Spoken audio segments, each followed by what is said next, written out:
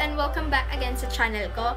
First is, I really want to apologize sa inyo kung bakit naging missing in action ako for almost 3 weeks or a month na ata. It's because andito yung boyfriend ko for 3 months siya. Ito siya nagbakasyon sa amin and ako naman, sinusulit ko. So yeah, it is my first day of school. And speaking of school, kanina, okay lang. But medyo na-irritate and na-bored ako. It's because yung schedule ko now, Tuesday, today is Tuesday, 10:30 to 12. Tapos, bakante ako for almost 3 hours. So, babalik ako 3 to 4:30. So, ang ginawa ko is, nag-stroll-stroll ako. Tumitingin-tingin ako ng makeup doon sa mall. And yes, nakabili din ako ng mga goodies, but later on, ipapakita ko sa inyo. So, of course, it's a life update. Sa totoo lang, nag-stop ako ng school for almost 2 or 3 years na yata. And yes, this year, I've decided na mag-school ako ulit. So, yeah. Yun, nag-enroll ako. Nagpasama ako sa tita ko. Kasi ako kasi yung tipong mahiyain. Parang, tita, ikaw na lang ganyan-ganyan, nahihiya ako kausapin. Kasi, di ba, pag sa college life ka, ikaw yung mismo na, na lalapit sa mga teachers, kumbaga. Unlike yung high school life mo na, yung teachers lalapit mismo sa parents mo. No. Ikaw na yung lalapit mismo, di ba? Ganun yun. Yung first choice ko na course is yung tourism. Kasi, parang ang feel ko na mag-travel around the world. But then, I changed my mind. I shifted to, HRM. Kaya naging mataba ako. Ang sobrang payat ko dati, ewan ko, yung waistline ko, 24. Oh my gosh, ngayon, secret na lang. Kasi nakakahiya na yung size ng waistline ko. Oh my gosh. Back to school na ako, so medyo mabibisi ako. But still, I will do a makeup tutorials, videos, bubbles, and frack attack para sa inyo. I will try my best na maka-upload ako kahit sobrang bagal ng net ko. Kasi syempre, dapat nauuna talaga yung study. Study first before everything. Charot, ganyan yan, diba? So, yun nga, I felt bad for myself na yung kabatchmates ko, oh my gosh, rarampa na this March, best! Ako, nga. Hindi naman, pero andun pa yung feeling na parang nag-guilty ako. Medyo nakaka-worry kasi sila gagraduate na ako, gagraduate ba ako? Kaya kung same ka sa akin na nakapag-stop ng school, best, huwag kang ma-discourage sa sarili mo kasi hindi pa huli yung lahat. Stay positive at all times na alam mong ang hirap-hirap na kasi we all know na merong mga minor subjects na pa-feeling nature. We all know that. Tama na muna sa kadalamahan and let's move forward sa giveaway sneak peek. So, eto siya. Parang basura. Eto yung prize na makukuha sa recent event ko, yung Ask Lian Nista. Sa'yo ko sila ipapakita sa inyo. And, by the way, yung nanalo ng, ng event na yun is si Miss Irene, Bebe Irene, si Sis Bebe Irene, siya yung nanalo. Anyways, congrats nga pala sa'yo, sis. Charot. Ito yung prize mo. And, yeah, sa Friday ko na ipapadala kasi medyo busy yung schedule ko. Stated doon sa nilagay ko sa page ko na once or most of them are left unused. Yung iba, inopen ko lang para i-check yung item, pero best, hindi ko sila ginalaw. Meron akong nagamit dito, iba, pero once ko lang nagamit, yun lang. So, parang good as new pa talaga siya. OMG, nag-video ka na yung dad ko. Kung meron kayong naririnig na something background music, I'm really sorry talaga. So, anyways, ito yung mga prizes. So, this is the Wet n Wild na eyeshadow, hindi sponge. Ang dami kong sponge dito na hindi nagagamit. So, This one, na-sanitize ko na to and may free siya na soap. Hindi ko ginalaw yung soap. Never ko pa nagamit yung soap. Okay? Tapos, merong brush egg. Once ko lang to nagamit at nabili ko to kay Sisi Angel, kay Gorgeous. Meron din akong, eto, Revlon Color Stay. Ano ba shade nito? This is the Exotic. So, hindi ko pa siya nagalaw, ha? Pero nabuksan ko siya, hindi ko siya ginalaw. Ayan. Oh my gosh, may nahulog. Buti hindi nabasag. Eto naman, nabili ko to sa Daiso for, I think, 88 pesos ata. This is the Silk Touch Foundation. Hindi ko alam kung ano yung shade kasi walang nakalagay sa likod. Binuksan ko siya, yun lang, pero never ko pa siyang nagdalaw. Alam mo na yun. Hard candy na na undercover agent, under eye brightener or concealer. This is in the shade of medium beige ata to. Nichido Cosmetics True Lashes na eyelash glue. Ito naman is from BYS. This is in the shade of blonde brown liner. Brow liner yata to. Yes, brow liner. And it is in the shade of blonde. Tada! Meron akong nail art. Tapos eto din. Eto sila. So this is something maroon. Tapos eto naman parang animal print. And you know me, ang hilig ko sa fake nails. Almost a year na ako nagpe-fake nails. And yes, hindi pa ako nakashoot ng video or nakafilm ng video nun. And I promise you na i-upload ko kung paano ako mag-fake nails, kung paano ko gawin yung fake nails, Turbabells and Frack Attack. Last is etong powder from NYX. Hindi ko pa siya nagamit. Ayan, ang cute, diba? Yun na yun lahat ang marireceive ni Bebe Irene. And yes, sis, I hope na magustuhan mo yung prizes na ibibigay ko sa'yo. And please don't forget to tag me. Charot! A lot of you were asking na kailan daw akong papa-event ulit. And currently, my page has 1.4k likes. And yun, I promised before na pag umabot ng 1.5k likes yung page ko, best, magpapa-event ako ulit.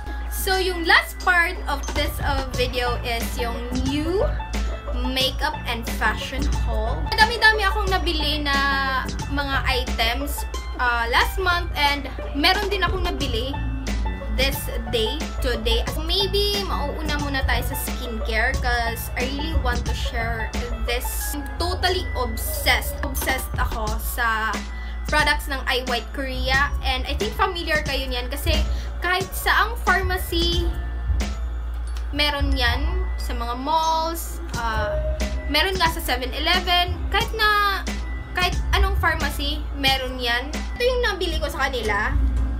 Merong nose pack and whitening pack na face peel-off mask to. Ding mga sachet. And what I really love about the I White Korea is that their yung lalagyan nila, it's very cute. Kung napapansin nyo, so I'm gonna show you this cute little babies. Charot. So, eto sila. Nose pack. Eto yung nose pack. Meron akong nose pack. Nakabili ako. Tapos, meron din whitening pack, yung peel-off mask. Eto siya. Eto yung nose pack and yung whitening mask in sachet. Look how cute they are. Charot. Ang cute, diba? They also have BB cream. So, I am in the shade of beige. Dalawa lang ng shade nandun, yung light and beige. I think yung beige medyo maputi sa akin. Pero hindi ko pa siya nagamit. Current favorite nowadays is eto sila. Whitening Vita, ito siya. And this is the Aqua Moisturizing Whitening Vita. Ang cute ng packaging nila, no? See? Oh my gosh, it's so fucking cute. Look. Ang cute, diba? I forgot, meron akong isa pang, I White Korea na product. Yung 2-minute miracle ba yun? Yun nga, nakalimutan ko andun sa labas. Maganda din pala yun. I've been using a lot lately. Almost weeks na akong nag-use nun. Ang ganda. Lalo na to, this is very good for base sa makeup mo. hindi siya yung tipong nag-oily yung skin mo. Maganda siya. And pag gumagamit ako nito, ang ginagawa ko lagi, nilalagay ko muna siya sa ref. Tapos, pag time na magme-makeup ako, kunin ko. Oh my gosh, ang lamig. And it's really stated doon sa Facebook page nila na mas maganda daw, palamigin daw muna to. Of course, hindi ko pa yung makakalimutan. I will do a giveaway of iWhite Korea products. And all you have to do is comment down below in this video kung ano yung funniest moment na nangyari sa school. Yun lang. Comment nyo lang. And yes, pipili lang ako. And of course, one lucky winner lang. Ako lang ba yung merong favorite na wet wipes? It's just very weird, diba? So finally, I found this wet wipes from Watsons. This is the wet tissue sweet cucumber scented. I tell you, promise best. Ang bango niya sobra, and hindi siya tulad ng ibang wet wipes na pag konti na lang, may tendency na mawala yung odor niya. But when I tried this, hindi nawawala yung odor niya. Ang bango niya sobra. Parang ng sobrang tamis na prutas. So I almost forgot. I will do a skincare routine using the iWhite Korea products kasi parang feel ko gumawa ng skincare routine. Gusto ko din i-share sa inyo kung paano ako mag-skincare churbabels and frag attack. Charot. Next naman is a little bit of fashion. So, kung naka-follow talaga kayo sa main account or sa page ko, probably alam mong mahilig ako sa chokers. Gaya nito. So, eto, isa to sa mga recent na nabili ko. So, eto, yung vanity box. Nagtatanong kayo kung saan ko nabili yung mga chokers ko. So, dito ko nabili sa vanity box. I'm not sure kung available yung shop sa mga locations nyo. Doon ako bumibili ng chokers. Sabi daw nila, yung mga nagtatanong kung magkano, binibili ko sila for 150. Depende sa design. I think this is 180. Sabi nila, mahal daw. Mga nasa 70 lang daw yan. Hindi ko kasi alam. Binibili ko lang siya ng binibili because pag chokers na, hands down, binibili ko talaga. Meron din akong choker na parang plain lang siya. Pero I think dalawa to, ganyan. Ganyan siya pag nasuot. Tapos eto. Ang cute ng design niya. Etong parang pearl na black. Ayan. So, yan. Ang dami nang nagbebenta ng chokers sa mga online shops. And napapansin ko mas mura sa kanila. I'll try na bibili sa kanila. Kasi, sabi daw nila, same lang daw yung quality sa binibilhan ko. Yung mga chokers na binibenta ng iba. Kaso, may patong na daw yung dito kasi sa mall na daw naka-locate or ano ba tawag yan? Naka-ano yung shop nila. Yes, of course! Finally, sa makeup na talaga. Madami na din ako nabili na makeup recently. And, yun nga, patingi-tingi yung bili ko. Hindi ako masyadong babad-babad talaga sa makeup nowadays kasi may pinag-iipunan ako, charot. First is etong nabili ko, the eyeliners from the Maybelline, the Color Show eyeliners. Ang cute ng colors nila, but problema lang neto, hindi siya ganun mag-stay long sa eyes mo. Kasi pag ikaw yung tipong same sa akin na watery eyes, best, hindi siya ganun mag-stay sa mata mo. Nakalimutan ko ikwento sa inyo. Ngayon ko lang naalala. Kanina kasi, after ng class ko ng 10:30 to 12 noon, after noon, wala akong klase for 3 hours and babalik ako for 3 p.m. to 4:30 p.m. So, 2 subject lang ako this day. Ginawa ko, pumunta ako ng Starbucks, tumambay ako. And napapansin ko, parang ang kate ng dito ko. Ito siya na eyelash. Ang kate. Sobra. So, yun. Nung tinignan ko, yung phone ko kasi parang may mirror siya sa likod. Ano ba yan? Parang tempered glass. Tempered glass yung likod ng cellphone ko. Nung tinignan ko, oh my gosh! Yung eyelash ko! Tatanggal na, bes. Ginawa ko, tumambay ako for an hour doon sa Starbucks and then bumili ako ng eyelash glue. Napabili ako agad ng eyelash glue. This is the eyelash glue from Ever Belena. Ang malang eyelash glue nila, 60 pesos. Tapos, bumili pa rin ako ng tweezers. Kasi, akala ko, baka mahirapan ako kung kamay lang, baka masira. Charot. Eh, dahil sa sobrang madali ko kanina, hindi ko pala alam kung paano buksan to. Kasi plastic siya. So, sabi ko, shit, paano ko to buksan? Napilitan ako na kamay-kamay na lang mag-ayos sa eyelash ko. So far, so good naman yung eyelash ng Ever Belena. Kanina din, bumili din ako ng ng Nichido na mga eyelashes. Ang cute. This is only for 150 pesos. Ito yung Glamour Lashes. Numbers lang yung nakalagay, 84453 and the other one is 84711. Ito sila. Ito yon. Tapos ito yung isa. Mas gusto kong mag-stock ng lashes ngayon. Yung dodoblehin ko sila kaysa iisahin. Kasi gusto ko mas pack na pack o bongga yung lashes ko. So, probably, siguro i-stock ko tong dalawa.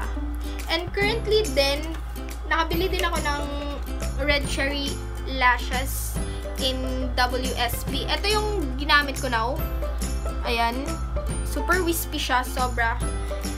And, dalawa to sila nakastock. Yung nakastock is yung from Etude House in number 3 na lashes. Apat yan sila eh. Merong 1, 2, 3, and 4. Yung 3 yung kinuha ko kasi medyo makapal na siya. Yung 4 sobrang kapal na. Ayoko. Yung 2 naman medyo manipis. Yung 1 sobrang nipis. So, 3 yung kinuha ko. I think nabili ko to for 250. Ay, eto nga. 250. Medyo mahal nga siya. Kasi nabili ko to sa mall. Tapos yung Etude House naman, nabili ko I think for 178. Tapos, lastly naman, etong nabili ko na mga goodies kay Gorgeous Sissy Angel. Of course, hindi ko siya makakalimutan. So, nakabili ulit ako ng Morphe. Oh my gosh, the Morphe 35K. I was planning to buy a 35O but laging out of stock. So, eto muna yung binili ko. Oh my gosh. Favorite part ko sa palette na to is eto, yan sila. Most of the colors are good for everyday use. Again, this is a pre-ordered item. Same nung 35B palette ko. In-order ko sa kanya. I think this is 1.8 ata. Tapos, hindi lang palette na bili ko sa kanya. Bumili din ako ng LA Pro Conceal for 250 ata sa kanya. This is in the shade of Almond and alam mo naman, if you're following me talaga or napapansin niyo sa mga videos ko, I'm only using this para sa mga dark circles ko. Ito kasing bagay na shade sa akin. This is in the shade of Almond. Mahal na mahal talaga ako ni Sissy Angel. Charot! Binigyan niya ako ng concealer from the Natural Raptor. Thank you, sis! Dati, bigay mo sa akin yung NARS. Ngayon, Natural Raptor. Charot, bongga. Anyways, thank you so much, sis.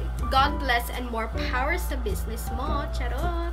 Na yung life update, giveaway sneak peek, and yung new makeup and fashion haul of video ko. And yes, I forgot pala. Ito yung makeup look ko for my first day of school. Ayos ba? Actually, meron din akong pimple. By the way, if you want a makeup tutorial on this look, please let me know by clicking the thumbs up button and comment down below. Yes! Chwas! Hindi. Yes lang. Wag na chos. Charot. Hindi ko makakalimutan mga Pinay Beauties yung request nyo na brow tutorial and yung how to apply falsies kasi meron din nag-request nun. Yes. Coming soon din. And yung low-key makeup. Actually, this is a low-key makeup. Di pala. Kasi bold lips. Pero pag nag-nude ako low-key, actually matatawag ko siya na low-key because I used minimum products on my face. Kasi ako yung tipong pack, cake face, na cake face talaga. Yes, ayaw ko maging center of attraction doon sa school. And yes, alam mo naman yung feeling na ikaw yung center of attraction kasi ikaw yung tinitignan. Pero best, mali yung tinitignan sa'yo, yung makeup mo ang kapal. So, yes, better avoid it. So, probably, pag nasa school ka, yung lights lang. Kung pwede, kilay lang tsaka lips, diba? Pero sa akin, hindi talaga pwede na wala akong foundation. Kanina, wala akong highlighter. Naglagay lang ako ngayon, baka kasi sabihin nila, ang sobrang greasy ng mukha mo, but parang may shiny-shiny. Alam mo na yun, diba? So, probably, pag nasa school ako, all matte yung makeup ko. Yung mga i-share ko muna sa inyo, mga Pinay Beauties. Thanks for watching again, and if you have questions, suggestions, please leave it down below on the comment section, and I will work it out for you. Please do subscribe to my channel, and please give this video a thumbs up if you like. If not, please don't dislike. Di, joke lang. Pag hindi mo like, leave na lang, bitch. You can also follow me on social media platforms. My main account, my page, the Lian Mista. And you can also send messages through Kik pag about man sa makeup. Alam mo na yun. Thank you so much for watching again, Pinay Beauties.